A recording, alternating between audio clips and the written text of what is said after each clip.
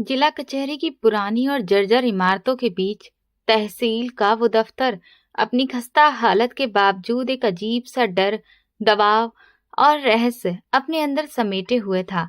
उसकी ऊंची दीवारें और काले रंग के भारी लोहे के दरवाजे आम आदमी के लिए किसी किले के फाटक जैसे थे, जहां अंदर जाना आसान था लेकिन इज्जत बचाकर बाहर निकलना मुश्किल। दफ्तर का हेड क्लर्क बहुत करप्ट और जालिम था। बिना पैसे लिए गरीबों की फाइल को हाथ भी नहीं लगाता था।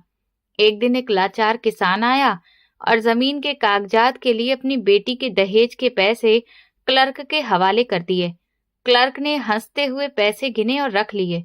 उसी लम्हे किसान ने अपने सिर से पुरानी पगड़ी उतारी, कमर सीधी की और एक रौबदार आवाज में बोला। उसके रुतबे का असली चेहरा और पहचान देखते ही क्लर्क को वहीं बैठे बैठे दिल का दौरा पड़ गया। जून का महीना पूरे उफान पर था। आसमान से बरसती आग ने जमीन को इस कदर तपाया हुआ था कि नंगे पांव चलना नामुमकिन हो गया था। लू के गर्म थपेड़े चेहरे झुलसा रहे थे और हवा में उड़ती धूल ने हर चीज को मटमैला कर दिया था। फिर भी उस भयानक गर्मी और घुटन के बीच दफ्तर के बाहर लोगों की भीड़ कम होने का नाम नहीं ले रही थी। ये वही मजबूर और बदनसीब लोग थे जो अपनी जमीन के झगड़ों, विरासत के फेर और कागज बनवाने के लिए सुबह से ही यहाँ पर आकर बैठ जाते थे और घंटों लाइन में खड़े रहते थे। उनके चेहरों पर परेशानी की गहरी लकीरें थीं और आंखों में ऐसी बेबसी लिखी थी जिसे अंदर पंखों और ठंडी हवा में बैठे अफसर कभी पढ़ नहीं पाते थे। उस पूरे दफ्तर का काला सफेद सिस्टम जिस आदमी की मुट्ठी में था, उसका नाम था मुंशी चुन्नी लाल। लोग डर, मजबूरी और खौफ के मारे उसे बड़ा बाबू कहते थे। चुन्नी लाल सिर्फ एक क्लर्क नहीं था, बल्कि उस दफ्तर का बेताज बादशाह था। उसकी मर्जी के बिना वहां पत्ता भी नहीं हिलता था। उसका एक दस्तखत किसी की किस्मत बना सकता था और किसी की हंसती खेलती जिंदगी तबाह कर सकता था। 50 साल का चुन्नी लाल अपने हुलिये से ही लालच और चालाकी की तस्वीर लगता था। मोटा ताजा शरीर, बाहर निकला पेट जो सालों की घूस और गरीबों की कमाई का सबूत था। उसकी छोटी छोटी आंखों में पैसों की चमक हमेशा तैरती रहती थी। पान से रंगे दांत और मोटे होठों पर हर वक्त तिरछी और जहरीली मुस्कान चिपकी रहती थी। चुन्नीलाल की जिंदगी का उसूल बिल्कुल साफ था। जिसकी जेब में वजन है उसकी फाइल में पहिए लग जाते हैं और जो खाली हाथ आता उसकी अर्जी दीमक खा जाती या रद्दी की टोकरी में फेंक दी जाती। उसने रिश्वत को अपना जन्म सिद्ध अधिकार समझ लिया था। ना उसे भगवान का डर था, न कर्म का, न कानून का, क्योंकि उसे पूरा भरोसा था कि कानून के लंबे हाथ भी उसकी जेब तक पहुंचते पहुंचते छोटे पड़ जाते हैं। दफ्तर के अंदर का मंजर बाहर की तपती दुनिया से बिल्कुल उल्टा था। जहां बाहर लोग प्यास और गर्मी से तड़प रहे थे, वहीं अंदर चुन्नी लाल छत के पुराने पंखे के नीचे अकड़ कर बैठा था। उसकी मेज पर फाइलों के ढेर लगे थे जिन पर धूल जमी थी और मकड़ियों के जाले तने हुए थे। उन फाइलों में ना जाने कितने घरों की उम्मीदें और पीढ़ियों के फैसले दबे पड़े थे, मगर चुन्नी लाल के लिए बेबस कागज का ढेर थे। उसके सामने बैठा नायब नरेंद्र उसका दायां हाथ था। वही बाहर खड़े लोगों को छांटता और सिर्फ उन्हीं को अंदर जाने देता जिनकी हथेली गर्म करने की हैसियत होती। जो लोग खाली हाथ आते वे घंटों बाहर धक्के खाते रहते। उस दिन भी रोज की तरह चुन्नी लाल अपनी कुर्सी पर पसर कर बैठा था और सामने रखे मोटे रजिस्टर में एंट्री कर रहा था। उसके माथे पर पसीने की बूंदें चमक रही थीं, जिन्हें वो बार बार अपने मैले रूमाल से पोंछता और बड़बड़ाता कि ये गर्मी तो जान लेकर ही मानेगी।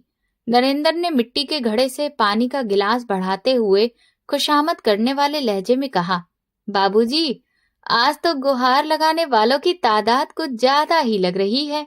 बाहर मेले का समा है, लोग मक्खियों की तरह भिनक रहे हैं। चुन्नीलाल ने सिगरेट का गहरा कश लेकर धुएं के छल्ले हवा में उड़ा दिए और वही तीखे शब्द उगल दिए, भेड़ बकरियों का मेला है नरेंद्र। इनका काम सिर्फ मिमियाना और शोर मचाना है। ये 2 टके के लोग समझते हैं कि सरकारी दफ्तर इनके बाप का घर है। जब चाहा मुंह उठाकर चले आए। इन्हें क्या मालूम कि एक फाइल पर दस्तखत करने में कितनी मेहनत लगती है, कितना दिमाग खपाना पड़ता है और कितने पापड़ बेलने पड़ते हैं। नरेंद्र ने हंसते हुए हामी भरी। बिल्कुल सही कहा आपने सरकार। ये जाहिल देहाती क्या जाने कलम की इज्जत और कुर्सी की ताकत, बस रोते धोते रहते हैं।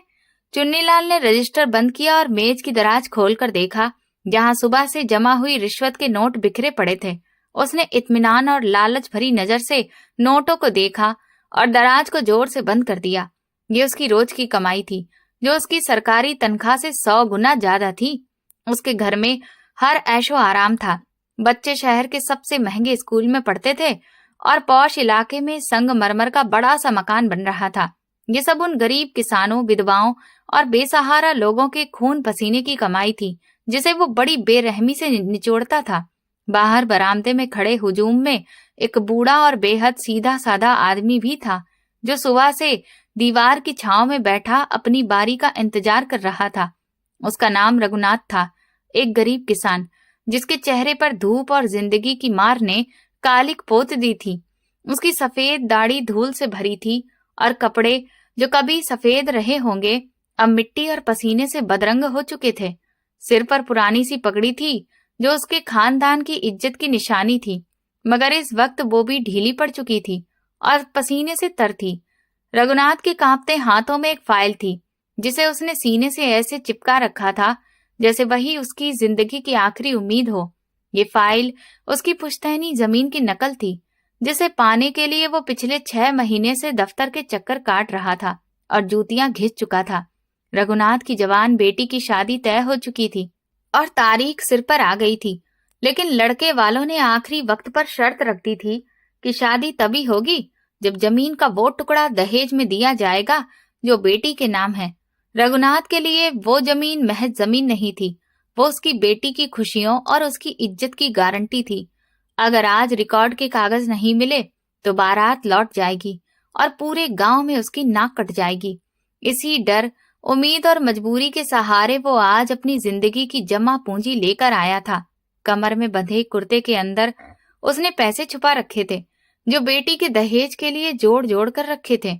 उसने अपनी इकलौती दूध देने वाली भैंस बेच दी थी, पत्नी के बचे कुचे गहने गिरवी रख दिए थे और रिश्तेदारों से उधार लेकर ये रकम जुटाई थी।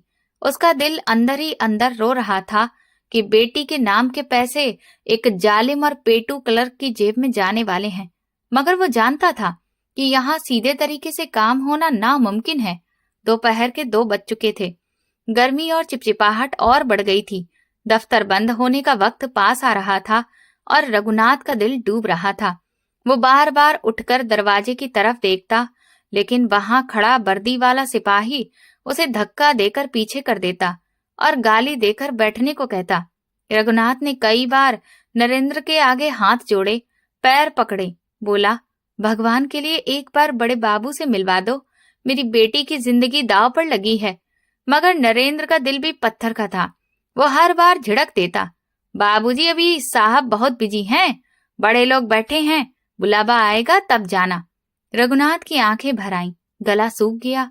उसने फटे होठों पर जीभ फेरी और ऊपर आसमान की तरफ देखकर बुदबुदाया, हे भगवान, जालिम के दिल में थोड़ी दया डाल दे, मेरी इज्जत तेरे हाथ में है।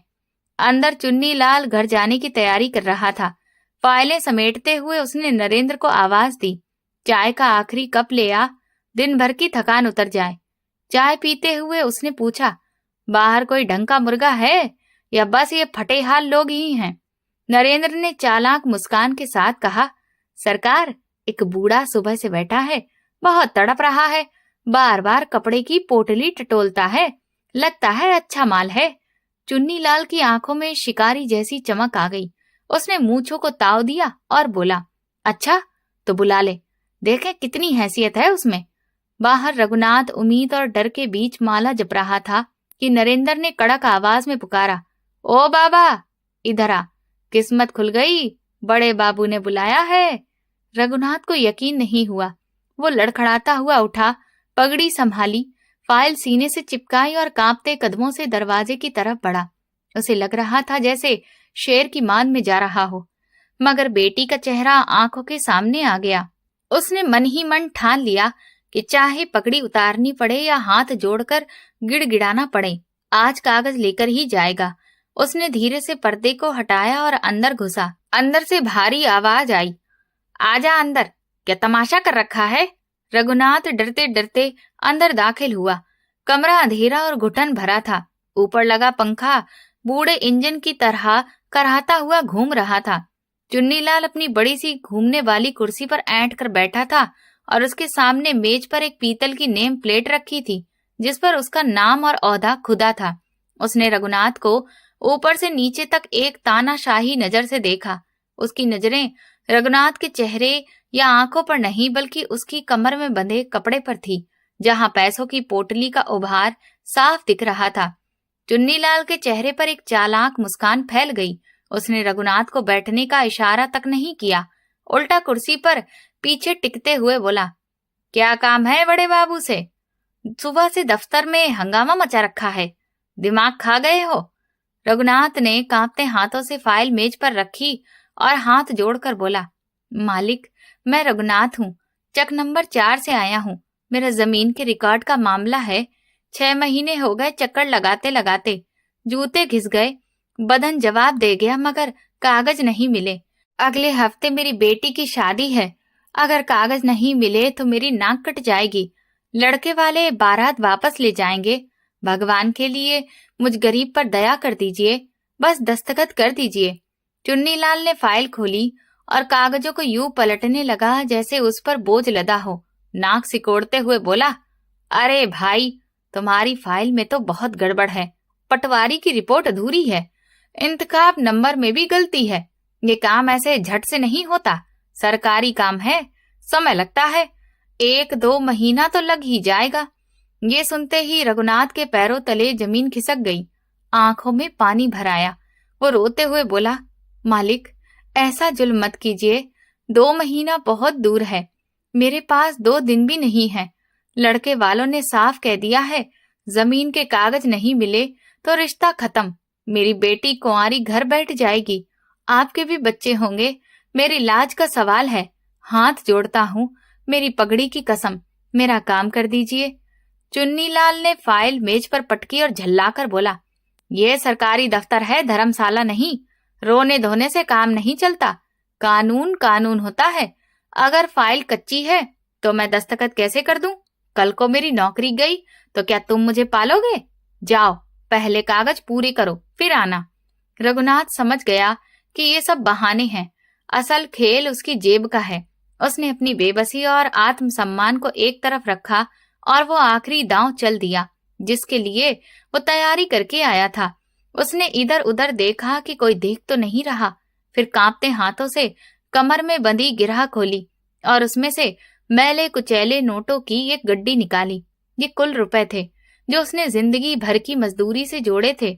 उसने पैसे मेज पर चुन्नीलाल के सामने रख दिए और दबे गले से बोला, मालिक, यही मेरी सारी पूंजी है। बेटी के दहेज के पैसे हैं, भैंस बेच दी, घरवाली के कानों की बालियां गिरवी रख दी, बस इतने ही बन पाए। ये सब आपके हैं, रख लीजिए। बस मेरी फाइल पर दस्तखत कर दीजिए और मुझे कागज दे दीजिए। जिंदगी भर आपका एहसान मानूंगा, आपके बच्चों के लिए दुआ करता रहूंगा। चुन्नीलाल की नजरें नोटों पर चिपक गईं, एक नजर पैसों पर, दूसरी रघुनाथ के चेहरे पर। रकम उसके लिए बड़ी नहीं थी, मगर एक गरीब किसान से ये सब निकलवाने का मजा अलग था। उसके अंदर जीत की लहर दौड़ गई। मन ही मन सोचने लगा, चलो आज का खर्चा पानी निकल आया, शाम की महफिल भी जम जाएगी। उसने बेरुखी से हाथ बढ़ाया और नोटों की गड्डी उठा ली। मोटी उंगली पर थूक लगाकर बड़े सलीके से गिनने लगा। 1, 2, 3। आंखों में लालच नाच रहा था। उस पल उसे ना रघुनाथ की मजबूरी दिखी, ना उसकी बेटी की शादी। उसे सिर्फ उन कागजों की भूख दिख रही थी जो उसकी मुट्ठी में थे। पैसे गिनकर उसने संतोष से सिर हिलाया, नोटों को दराज में डाला और चाबी घुमा दी। फिर रघुनाथ की तरफ देखकर टेढ़ी हंसी हंसते हुए बोला, अरे भाई, तुम तो समझदार निकले। पहले ही ये नजराना दे देते तो इतना भटकता ही नहीं पड़ता। चलो अब तुम्हारी फाइल भी देख लेते हैं, शायद कोई रास्ता निकल आए। उसने दोबारा फाइल उठाई और कलम हाथ में ले लिया। रघुनाथ ये सब देख रहा था। उसका दिल खून के आंसू रो रहा था। उसकी बेटी का हक उस जालिम की दराज में बंद हो चुका था। उसके अंदर का बाप तड़प रहा था, मगर उसके अंदर का इंसान जाग रहा था। एक ऐसा इंसान जो बरसों से सोया पड़ा था, एक ऐसा तूफान जो उसकी खामोशी के नीचे पल रहा था। उसने चुन्नी लाल को दराज बंद करते देखा और फिर उसकी नजरें चुन्नी लाल के चेहरे पर टिक गईं, जो अभी भी तंज भरी मुस्कान से चमक रहा था। अचानक रघुनाथ के वजूद की भाषा बदल गई। उसका वो झुका हुआ कंधा, जो अब तक मजबूरी के बोझ में दबा लग रहा था, एक झटके में सीधा हो गया। उसकी आंखें, जो थोड़ी देर पहले तक आंसुओं से भरी थीं, अब अजीब सी चमक से भर गईं। उनमें एक ऐसी ठंडी शक्ति और अंदर सुलगती आग थी जो किसी आम किसान की आंखों में नहीं होती। उसने अपने होंठ भींच लिए और एक गहरी सांस ली। चुन्नीलाल मेज पर झुका फाइल में कुछ लिख रहा था। उसे जरा भी अंदाजा नहीं था कि उसके सामने खड़ा वो लाचार सा बूढ़ा अब क्या करने वाला है। रघुनाथ ने अपना हाथ धीरे धीरे ऊपर उठाया और सिर पर बंधी पुरानी मैली पगड़ी उतार दी। उसके सिर के बाल बिखरे हुए और पूरी तरह सफेद थे, मगर उसके माथे पर एक गहरा जख्म का निशान साफ नजर आ रहा था, जो अब तक पगड़ी के नीचे छुपा था। ये निशान किसी हादसे का नहीं, बल्कि किसी पुरानी लड़ाई की गवाही दे रहा था। रघुनाथ ने पगड़ी को बड़े सलीके और ठहराव के साथ चुन्नी लाल की मेज पर रख दिया, जैसे वो कोई चुनौती सामने रख रहा हो। मेज पर कुछ रखे जाने की आवाज सुनकर चुन्नीलाल चौंक गया। उसने सिर उठाकर देखा। सामने खड़ा आदमी अब वो गिड़गिड़ाने वाला किसान नहीं था। उसका पूरा कद काठी ही बदल चुका था। चेहरे से बेबसी गायब हो चुकी थी और उसकी जगह ऐसा रोब और दबदबा आ गया था कि चुन्नीलाल के हाथ से कलम गिरते गिरते बची। रघुनाथ ने अपनी कमर पूरी तरह सीधी की, मेज के दोनों किनारों पर हाथ टिकाए और सीधा चुन्नीलाल की आंखों में आंखें डाल दी। कमरे में एकदम सन्नाटा छा गया। पंखे की घूं घूं के अलावा कुछ सुनाई नहीं दे रहा था। रघुनाथ के होठों पर एक रहस्यमयी मुस्कान उभरी और उसने भारी गूंजती हुई आवाज में बोलना शुरू किया। ये आवाज किसी मजबूर आदमी की नहीं थी, बल्कि किसी ऐसे इंसान की थी जो फैसला सुनाने की ताकत रखता हो। रघुनाथ बोला, मुंशी चुन्नीलाल, मेरी बेटी की शादी के लिए जो पैसे तुमने लिए थे वो तुमने अपनी दराज में रख लिए और तुम्हें लगा कि एक और गरीब किसान को निपटा दिया, लेकिन तुम ये भूल गए कि हर शिकार खाने के लिए नहीं होता।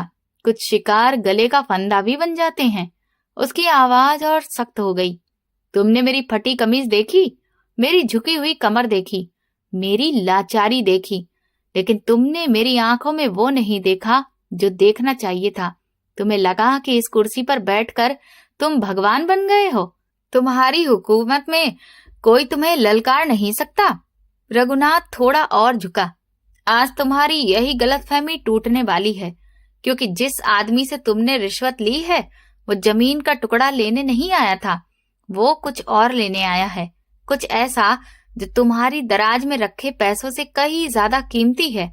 चुन्नीलाल हक्का बक्का रह गया। उसका मुंह खुला का खुला रह गया। उसे समझ ही नहीं आया कि ये बूढ़ा आखिर कह क्या रहा है। उसके दिमाग में एक ही सवाल घूम रहा था, क्या ये पागल हो गया है? उसने गुस्से में कुछ बोलना चाहा, मगर गले से आवाज नहीं निकली। रघुनाथ की नजरों में ऐसी शक्ति थी जैसे उसने उसे कुर्सी समेत जकड़ लिया हो। रघुनाथ ने धीरे से अपना हाथ कुर्ते की जेब की तरफ बढ़ाया। चुन्नीलाल की आंखें उसके हाथ का पीछा करने लगीं। डर की एक ठंडी लहर उसकी रीढ़ में दौड़ गई। उसे लगा शायद अब कोई हथियार निकलेगा, लेकिन रघुनाथ ने जेब से हथियार नहीं बल्कि बहुत पुराना जंग लगा हुआ धातु का निशान निकाला और पगड़ी के पास ही मेज पर रख दिया। उस पर कुछ लिखा था जो वक्त के साथ मिट सा गया था। चुन्नीलाल उसे पहचानने की कोशिश करने लगा। रघुनाथ मेज पर झुकते हुए धीमी मगर चुभती आवाज में बोला, पहचाना मुंशी जी? ये वही निशानी है जिसे तुम भूल चुके हो, मगर ये तुम्हें नहीं भूली। आज पूरे 20 साल बाद ये तुम्हारे सामने आई है, और अकेली नहीं आई है, अपने साथ वो तूफान लाई है जो तुम्हारी ये कुर्सी, ये मेज और तुम्हारा सारा घमंड बहा ले जाएगा। उसकी आंखों में आग और गहरी हो गई।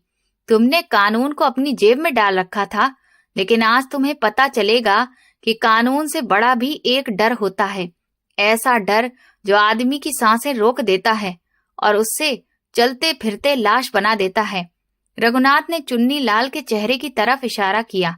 जरा गौर से देखो मुझे, शायद तुम्हें वो रात याद आ जाए जब तुमने एक फैसले पर दस्तखत किए थे और हंसते हंसते एक भरा पूरा घर उजाड़ दिया था। मैं वही बीता हुआ वक्त हूँ जो लौट कर आया है, और मैं तब तक नहीं जाऊंगा जब तक हिसाब बराबर नहीं हो जाता। चुन्नीलाल की आंखें डर से फैल गईं, माथे से पसीना टपकने लगा, दिल सीने में जोर जोर से धड़क रहा था। उसका बीता हुआ कल किसी डरावनी फिल्म की तरह आंखों के सामने घूमने लगा और सामने खड़ा रघुनाथ अब उसे इंसान नहीं बल्कि उसका हिसाब लेने आया हुआ मौत का साया लग रहा था। दफ्तर का दरवाजा अभी बंद था, मगर चुन्नी लाल को लग रहा था कि उसकी जिंदगी का दरवाजा अब बंद होने वाला है। ये कहानी जो एक मामूली रिश्वत से शुरू हुई थी, अब ऐसे खौफनाक मोड़ पर पहुंच चुकी थी जिसकी उसने कभी कल्पना भी नहीं की थी। रघुनाथ यानी वो रहस्यमय किसान अब पूरी तरह उस पर हावी हो चुका था और चुन्नीलाल अपनी ही कुर्सी पर ऐसे सिकुड़ गया था जैसे कोई अपराधी सजा का इंतजार कर रहा हो। बाहर की गर्मी अब उसे कमरे के अंदर भी महसूस हो रही थी, मगर ये गर्मी मौसम की नहीं थी, ये उस आग की थी जो उसके सामने खुलने वाली थी और उसे राख कर देने को तैयार थी। दफ्तर का वो आधा अंधेरा और दम घोटू कमरा, जहां सिर्फ छत के पंखे की थकी हुई परेशान करने वाली आवाज गूंज रही थी, वहां वक्त जैसे जम गया था। चुन्नी लाल की सांसें सीने में अटक गई थीं और उसकी आंखें मेज पर रखे उस जंग लगे धातु के निशान पर टिक गई थीं, जिसे रघुनाथ अपनी पगड़ी के साथ रख गया था। ये कोई साधारण लोहे का टुकड़ा नहीं था, बल्कि खून से सना हुआ अतीत था, एक जिंदा सबूत। उसे देखते ही चुन्नी लाल के दिमाग के बंद पड़े तहखानों में 20 साल पुरानी धूल उड़ने लगी और एक ऐसा डरावना मंजर सामने आने लगा जिसे वो अपनी यादों के कब्रिस्तान में बहुत पहले दफना चुका था। रघुनाथ की झुकी हुई कमर, जो कुछ देर पहले तक उम्र और गरीबी के बोझ से दबी हुई लग रही थी, अब तनी हुई कमान की तरह सीधी हो चुकी थी।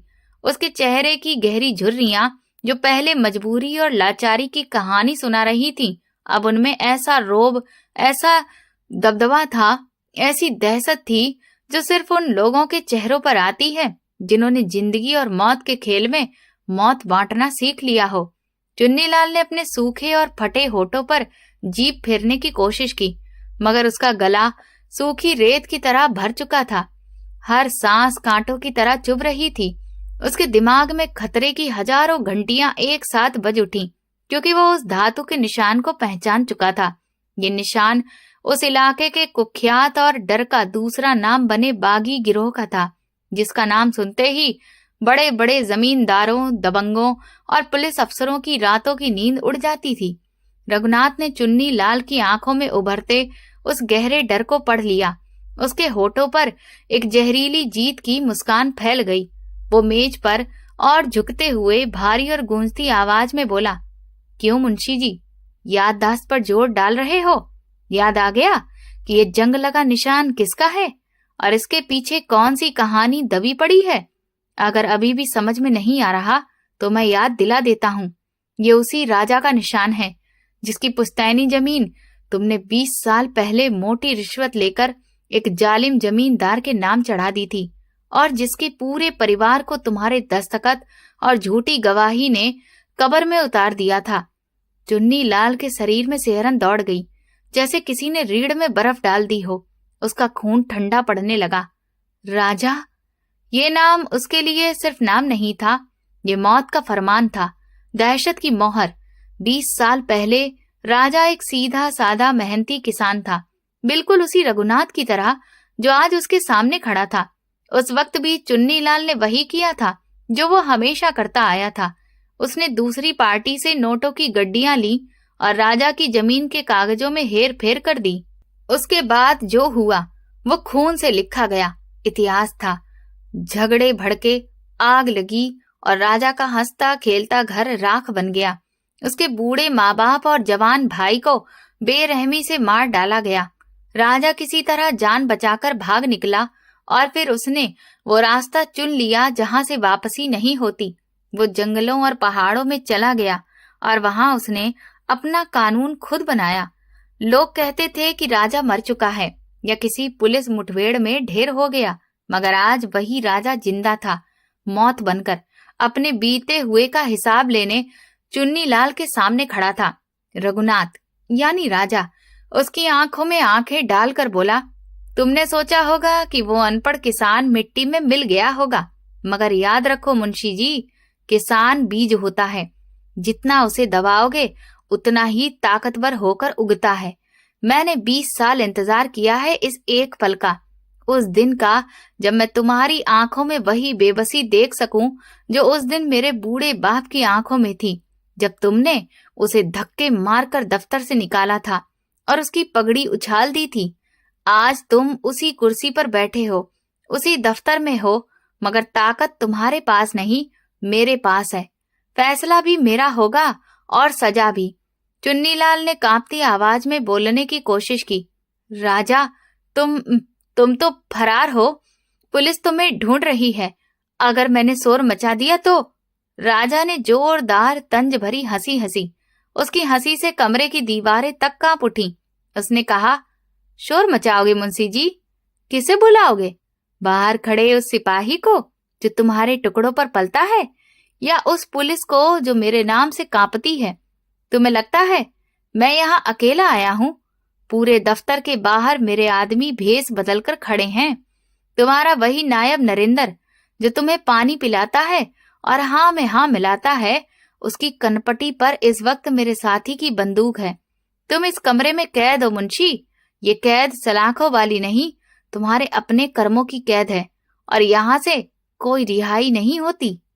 रघुनाथ ने मेज पर रखे हुए नोटों की गड्डी उठा ली, जिसे चुन्नीलाल ने कुछ देर पहले अपने दराज में दबा दिया था, मगर रघुनाथ ने उसे कब वापस निकाल लिया, चुन्नीलाल को भनक तक नहीं लगी। रघुनाथ ने नोटों को हवा में लहराते हुए कहा, ये कागज के टुकड़े जिनके लिए तूने अपना जमीर बेचा, अपनी आस्था बेची और इंसानियत को रौंदा, इनकी मेरे सामने क्या औकात है? मैं चाहूं तो आज इसी पल तेरी पूरी मेज नोटों से भर दूं, और चाहूं तो यहीं तेरी लाश बिछा दूं, मगर मैं तुझे इतनी आसानी से नहीं मारूंगा। मौत बहुत छोटी सजा है। मैं चाहता हूं तू हर पल मरे, डर से, खौफ से, और इस एहसास से कि तेरी जिंदगी की डोर अब उस आदमी के हाथ में है जिसे तूने कभी कीड़ा समझकर कुचल दिया था। चुन्नीलाल का दिल सीने में हथौड़े की तरह धड़क रहा था। उसे लग रहा था कि उसका बायां हाथ सुन्न पड़ रहा है और सीने में एक असहनीय दबाव बढ़ता जा रहा है। ये डर का दबाव था जो उसकी नसें फाड़ रहा था। उसने कांपते हाथों से पानी के गिलास की तरफ हाथ बढ़ाया, मगर हाथ इतना थरथरा रहा था कि गिलास मेज पर पलट गया और पानी फाइलों पर ही फैल गया। रघुनाथ ने उसकी हालत देख तंज कसते हुए कहा, क्या हुआ मुंशी जी? प्यास लग गई? गला सूख गया? अभी तो कहानी शुरू हुई है और आप अभी से हाँफने लगे। जो बाहर आप गरीबों को पानी तक नहीं पीने देते थे, आज आपके सामने पानी है, मगर आप पी नहीं सकते। यही कर्मों का हिसाब है जिससे आप सारी जिंदगी भागते रहे, मगर आज वही आपको पकड़ चुका है। रघुनाथ कुर्सी घसीटकर चुन्नीलाल के बिल्कुल सामने बैठ गया। अब दोनों के बीच बस मेज का फासला था। रघुनाथ की आंखें लाल हो चुकी थीं और उसके लहजे में दर्द और गुस्सा घुला हुआ था। उसने कहा, याद है मुंशी जी, जब मेरी बहन की शादी थी और मैं आपके पैरों में गिरा था कि मेरी जमीन दे दो वरना बारात लौट जाएगी, आपने क्या कहा था? आपने कहा था, कानून जज्बात नहीं देखता, कागज देखता है, और कागज तब चलते हैं जब पहिए लगते हैं। मैंने अपना सब कुछ बेचकर आपको पैसे दिए थे, फिर भी आपने काम नहीं किया। मेरी बहन ने बेइज्जती के डर से इस दुनिया को अलविदा कह दिया। उसकी लाश कुएं से मिली थी। वो मंजर आज भी मेरी आंखों में कांटे की तरह चुभता है और मुझे सोने नहीं देता। आपने सिर्फ एक किसान को नहीं लूटा था, आपने एक भाई की इज्जत बेची थी, एक बाप के बुढ़ापे को लूटा था। आज मैं उसी बहन का दहेज लौटाने आया हूँ, मगर इस बार पैसे देने नहीं, आपकी सांसें गिनने आया हूँ। चुन्नीलाल को अब यकीन हो चला था कि आज उसकी जिंदगी का आखिरी सूरज डूबने वाला है। उसने राजा के बारे में सुना था कि वो रहम नहीं करता, जालिमों से हिसाब चुकाने के लिए मशहूर है और उसकी अदालत में माफी की कोई जगह नहीं होती। चुन्नीलाल ने गिड़गिड़ाने की कोशिश की, दोनों हाथ जोड़कर बोला, राजा मुझे माफ कर दो, मुझसे बहुत बड़ी गलती हो गई। मैं आपके सारे पैसे लौटा दूंगा, ब्याज समेत दूंगा। आपकी जमीन के कागज अभी अभी बनवा देता हूँ। जो कहोगे वही करूंगा। बस बस मेरी जान बख्श दो। मेरे छोटे छोटे बच्चे हैं, उनका वास्ता। रघुनाथ का चेहरा गुस्से से तमतमा उठा, पेशानी की नसें तन गईं। उसने मेज पर जोर से मुक्का मारा और शेर की तरह दहाड़ा, बंद करो ये ड्रामा। मुंशी, जब तुम दूसरों के मासूम बच्चों के मुंह से निवाला छीनते थे तब अपने बच्चे याद नहीं आए? जब तुम विधवाओं को रुलाते थे और अनाथों का हक खाते थे तब तुम्हें दया नहीं आई? आज जब मौत सिर पर खड़ी है तो बच्चे याद आ रहे हैं? दराज में रखे ये पैसे तुम्हारे कफन के हैं। मैंने ये सब इसलिए किया था कि देखूं 20 साल में तुम्हारे अंदर का इंसान जगा या नहीं।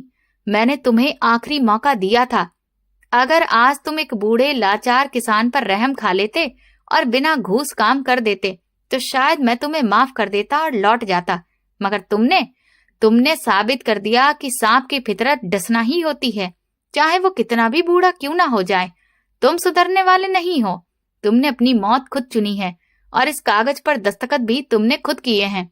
चुन्नीलाल की सांस उखड़ने लगी। उसे लगा कमरे की हवा खत्म हो गई है और ऑक्सीजन की जगह जहर भर गया है। वो कमीज का बटन खोलने लगा, मगर उंगलियां साथ ही नहीं दे रही थीं। उसे पता था बाहर पुलिस है, कानून है, कचहरी है, मगर उस बंद कमरे में कानून से बड़ा एक डर मौजूद था। एक ऐसा इंसान जो कानून की पहुंच से बहुत दूर था और जिसका इंसाफ गोली और बारूद से होता था। रघुनाथ ने जेब से एक छोटी चांदी की डिब्बी निकाली, इत्मीनान से खोली और उसमें से तमाकू की एक चुटकी मुंह में रख ली। उसका अंदाज इतना बेपरवाह था जैसे किसी बगीचे में बैठा हो। यही बेपरवाही चुन्नीलाल के लिए और ज्यादा डर और तकलीफ बन गई। रघुनाथ ने ठंडी सांस लेते हुए कहा, चुन्नीलाल जी, मैं तुम्हें गोली नहीं मारूंगा। गोली की मौत तो बहुत आसान होती है, एक पल में सब खत्म, न दर्द न एहसास। मैं तुम्हें वही मौत दूंगा जो तुमने मेरी बहन को दी थी, घुट घुट कर मरने वाली, तड़प तड़प कर मरने वाली मौत। मैं तुम्हें यहीं बैठा देखूंगा कि तुम्हारी सांसें कैसे टूटती हैं और तुम्हारा ये सड़ा हुआ काला दिल कैसे बंद होता है। मैंने सुना है कि जब इंसान बहुत ज्यादा डर जाता है तो उसका दिल उसका साथ छोड़ देता है। आज मैं यही देखना चाहता हूँ कि डर इंसान को कैसे मारता है। चुन्नीलाल की आंखों के सामने अंधेरा छाने लगा। उसे राजा के चेहरे की जगह कभी उसकी मरी हुई बहन का चेहरा दिखता, कभी उसके बूढ़े बाप का और कभी उन हजारों गरीबों का जिन्हें उसने रौंदा था। उसके कानों में उसकी बद्दुआएं और चीखें गूंजने लगीं। उसे लगा कमरे की दीवारें सिकुड़ रही हैं और छत उस पर गिर पड़ी है। उसने उठने की कोशिश की, शायद दरवाजे तक पहुंच जाए और भाग निकले, मगर उसकी टांगों में जान ही नहीं थी। शरीर जवाब दे चुका था। वो कुर्सी पर ही ढेर हो गया और सिर पीछे की ओर लुढ़क गया। रघुनाथ ने उसे उठते देखकर रोका नहीं, आराम से बैठा रहा और बोला, बैठ जाओ चुन्नीलाल जी, इतनी जल्दी क्या है? अभी तो हिसाब बाकी है। अभी तो तुम्हें उन सब लोगों के नाम सुनने हैं जिनकी जिंदगियां तुमने तबाह की। अभी तो तुम्हें उस आग की जलन महसूस करनी है जो तुमने दूसरों के घरों में लगाई थी। देखो, बाहर सूरज डूब रहा है, खिड़की से देखो, आखिरी किरणें जा रही हैं। तुम्हारी जिंदगी का सूरज भी उसके साथ डूब रहा है। ये तुम्हारी आखिरी शाम है, ध्यान से देख लो और अलविदा कह दो। कमरे में पूरा सन्नाटा छा गया था। बस चुन्नीलाल की भारी उखड़ती हुई सांसों की आवाज थी, जैसे कोई पुराना जंग लगा इंजन हाँफ रहा हो। रघुनाथ यानी राजा अपनी जगह से उठा और बहुत आहिस्ता कदमों से चलकर चुन्नीलाल के पीछे जा खड़ा हुआ। चुन्नीलाल की गर्दन कुर्सी की पीठ पर बेजान लटकी थी और उसकी पथराई आंखें छत को घूर रही थीं। उनमें डर और दहशत हमेशा के लिए जम चुकी थी। राजा ने अपना भारी हाथ चुन्नीलाल के कंधे पर रखा तो उसका पूरा शरीर जोर से कांप उठा। जैसे 1000 बोल्ट का झटका लगा हो। राजा झुका और उसके कान में धीरे से बोला, चुन्नीलाल जी, डर लग रहा है ना? यही वो डर है जो तुम दूसरों को बेचा करते थे, जिसका धंधा तुम रोज करते थे। कानून का डर दिखाते थे, पुलिस और जेल का डर दिखाते थे और गरीबों की जेब काटते थे। आज देखो, कानून से भी बड़ा डर तुम्हारे सिर पर खड़ा है। ये मौत का डर है, और मौत को कोई रिश्वत नहीं दी जाती। मौत को फर्जी फाइलों में नहीं छुपाया जाता, न उसकी तारीख बदली जाती है। मौत का कोई हेड क्लर्क नहीं होता जिसे पैसे खिलाकर लौटा दो। ये अटल है और ये आ चुकी है, तुम्हारी दहलीज लांघ चुकी है। चुन्नीलाल का सीना दर्द से फट रहा था। उसे लग रहा था कोई लोहे की मुट्ठी में उसका दिल पकड़कर मसल रहा है। पसलियां टूटने लगी थीं। उसके मुंह से सफेद झाग निकलने लगा। वो कुछ बोलना चाहता था, होंठ हिल रहे थे। शायद पानी मांग रहा था, शायद माफी, या शायद भगवान का नाम लेना चाहता था, मगर शब्द गले में ही दम तोड़ रहे थे। आवाज साथ छोड़ चुकी थी। राजा की नजर मेज पर पड़े पानी के गिलास पर गई, जो गिर चुका था, और उसका पानी फाइलों को भिगो रहा था। फिर उसने चुन्नीलाल की तरफ देखा और अफसोस से सिर हिलाया। पानी भी नसीब नहीं हुआ तुम्हें।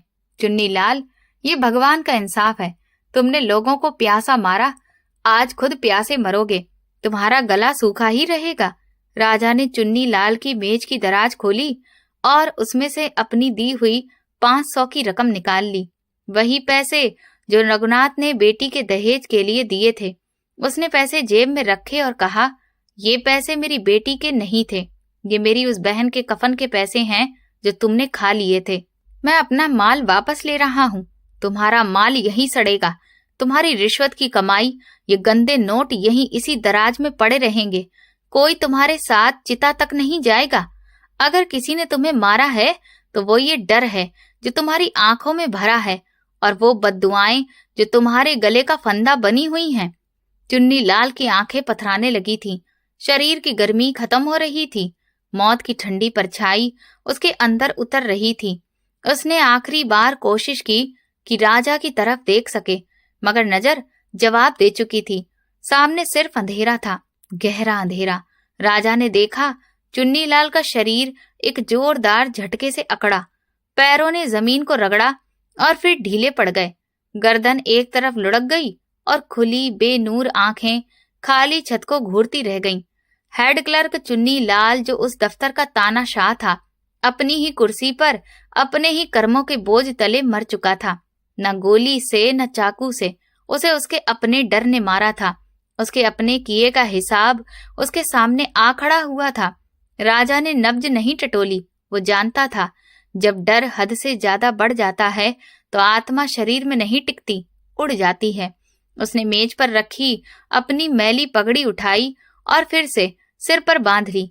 कमर झुकाई, चेहरे के भाव बदले, और फिर वही बूढ़ा लाचार रघुनाथ बन गया। उसने वो जंग लगा धातु का निशान भी उठा लिया जो सबूत और चुनौती के तौर पर लाया था। अब वहां चुन्नीलाल की लाश के सिवा कोई सबूत नहीं था। रघुनाथ ने आखिरी बार नफरत भरी नजर चुन्नीलाल की लाश पर डाली और होठों ही होठों में कहा, हिसाब बराबर हुआ चुन्नीलाल। अब अपनी फाइल लेकर ऊपर वाले के पास जाओ। वहां न रिश्वत चलती है न सिफारिश, वहां सिर्फ इंसाफ होता है। रघुनाथ ने बहुत सुकून से दफ्तर का दरवाजा खोला और बाहर निकल आया। बाहर बरामदे में अभी भी लोग बैठे थे और गर्मी की तपिश वैसी ही थी। नायब नरेंद्र चाय की ट्रे उठाए आ रहा था। नरेंद्र ने रघुनाथ को बाहर आते देखा तो तंजिया अंदाज में पूछा, क्यों बाबा जी, काम हो गया या अभी और धक्के खाने हैं? बड़ा वक्त लगाया अंदर। रघुनाथ ने अपनी आंखों में वही पुरानी बेबसी और गुहार लाकर कहा, बेटा, बड़े बाबू आराम कर रहे हैं, वो सो गए हैं। उन्होंने कहा है कि अब कोई अंदर ना आए, वो बहुत थक गए हैं, उन्हें तंग मत करना। नरेंद्र हंसकर बोला, हाँ भाई, माल कमाकर थक ही जाता है बंदा। तू जा, तेरा काम अब हो गया होगा। रघुनाथ ने सिर हिलाया और आहिस्ता कदमों से चलता हुआ भीड़ में गुम हो गया। किसी को कानों कान खबर नहीं हुई कि वो बूढ़ा और कमजोर किसान जो बाहर निकला है वो दरअसल मौत का सौदागर था और दफ्तर के अंदर एक लाश छोड़ आया है। कुछ देर के बाद नरेंद्र चाय लेकर अंदर गया तो उसने देखा कि चुन्नीलाल कुर्सी पर सर टेक के अजीब अंदाज में पड़ा है। उसने सोचा शायद बाबूजी वाकई सो गए हैं। उसने मेज पर चाय रखी और आवाज दी, सरकार चाय पी लीजिए, ठंडी हो रही है। मगर कोई जवाब नहीं आया। नरेंद्र आगे बढ़कर चुन्नीलाल के कंधे को हिलाया तो उसका जिस्म एक बेजान बोरी की तरह एक तरफ लुढ़क गया और उसका खौफनाक चेहरा सामने आया, जिस पर अभी तक दहशत और दर्द के आसार नुमाया थे। उसकी आंखें खुली थीं और मुंह से झाग बह रहा था। नरेंद्र के हाथ से ट्रे छूट गई और वो चीख मार कर बाहर भागा। अरे लोगों, दौड़ो, गजब हो गया, बड़े बाबू को कुछ हो गया है, वो मर गए हैं। दफ्तर में भगदड़ मच गई। लोग अंदर घुस आए। किसी ने कहा हार्ट अटैक हुआ है, किसी ने कहा गर्मी लग गई है, मगर असली हकीकत सिर्फ वो खामोश दीवारें जानती थीं जिन्होंने राजा की गरजदार आवाज और चुन्नीलाल की आखिरी सिसकियां सुनी थीं। थोड़ी ही देर में पुलिस की गाड़ी सायरन बजाते हुए पहुंच गई। थानेदार ने लाश का मुआयना किया और मेज पर पड़ी फाइलों को देखा। वहां कोई ऐसी चीज नहीं थी जो कत्ल की तरफ इशारा करती। दिखने में ये तो बस प्राकृतिक मौत लग रही थी। शरीर पर कोई निशान नहीं था, मगर थानेदार की नजर मेज के कोने पर पड़ी जहां उंगली से मेज की धूल पर कुछ लिखा हुआ था। ये शायद उसी वक्त लिखा गया था। थानेदार ने गौर से पढ़ा। वहां टेढ़े मेढ़े शब्दों में लिखा था, राजा वापस आया है। ये पढ़कर थानेदार के चेहरे का रंग उड़ गया और उसके हाथों से फाइल गिर गई। वो पुराना अफसर था और राजा के नाम, उसके अंदाज से वो अच्छी तरह से वाकिफ था। वो समझ गया कि ये कोई हार्ट अटैक नहीं बल्कि राजा की वापसी का पैगाम है और ये खामोश कत्ल है। उसने फौरन अपने सिपाहियों को हुक्म दिया कि इलाके की नाकाबंदी कर दो, तमाम रास्ते सील कर दो। राजा जिंदा है और वो यहीं कहीं मौजूद है। मगर तब तक बहुत देर हो चुकी थी। राजा हवा के झोंकों की तरह आया और तूफान की तरह वो चला गया। वो भीड़ में घुल मिलकर कहीं दूर निकल चुका था जहां कानून के हाथ नहीं पहुंच सकते थे। दफ्तर के बाहर खड़े गरीब हैरान थे कि इतना सेहतमंद और ताकतवर बाबू अचानक कैसे मर गया। मगर उनमें से कोई भी नहीं जानता था कि जुल्म का पेड़ चाहे कितना ही बड़ा क्यों ना हो, मौत का निवाला उससे बड़ा होता है। चुन्नीलाल की लाश को एम्बुलेंस में डाला जा रहा था और लोग बातें कर रहे थे कि बेचारा गर्मी बर्दाश्त नहीं कर सका। मगर हकीकत ये थी कि वो अपने गुनाहों की तपिश बर्दाश्त नहीं कर सका। वो डर जो उसने सारी जिंदगी दूसरों के दिलों में बिठाया था, आज उसी डर ने उसकी जान ले ली थी। कहानी का ये अंजाम इस बात का गवाह बन गया कि जब जमीन पर इंसाफ बिकने लगता है और कानून की आंखों पर पट्टी बन जाती है, तो फिर कुदरत ऐसे किरदारों को भेजती है जो कि तराजू को बराबर करते हैं। रघुनाथ या राजा, वो जो भी था, उसने साबित कर दिया कि कानून से बड़ा भी एक डर होता है, और वो है अपने किए हुए कर्मों के नतीजे के मिलने का डर, जो किसी भी वक्त किसी भी शक्ल में सामने आ सकता है। चुन्नीलाल की फाइल हमेशा के लिए बंद हो चुकी थी और उस पर मोहर भी लग चुकी थी, एक ऐसी मोहर जो अब कभी मिट नहीं सकती थी। दोस्तों, गरीब की बद्दुआ और अन्याय का बोझ देर से ही सही लेकिन लौट कर जरूर आता है। आपकी क्या राय है, बताइए। दोस्तों, अगर आपको ये कहानी पसंद आई है और आप किस शहर से ये कहानी सुन रहे हैं, हमें कमेंट करके जरूर बताएं। वीडियो को लाइक करें, हाइप दें और ज्यादा से ज्यादा शेयर करें। चैनल पर नए हैं तो सब्सक्राइब करें और नोटिफिकेशन बेल दबाएं ताकि अगली अपडेट सबसे पहले आपको मिले।